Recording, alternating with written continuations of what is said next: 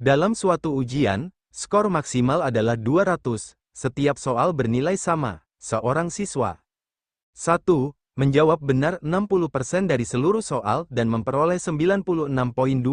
Siswa lain menjawab benar 85% dari seluruh soal jika tidak ada pengurangan nilai, maka skor siswa kedua adalah A 120, B 136, C 144, D 160, E 170. Pembahasan cara cepat, tanpa variabel. Skor naik sebanding dengan persentase soal benar cukup pakai rasio persen skor baru sama dengan 85/60 dikali 96 sama dengan 136. Jawaban B dengan menggunakan pola yang sama. Jawaban yang benar untuk soal ini adalah, tulis di kolom komentar ya.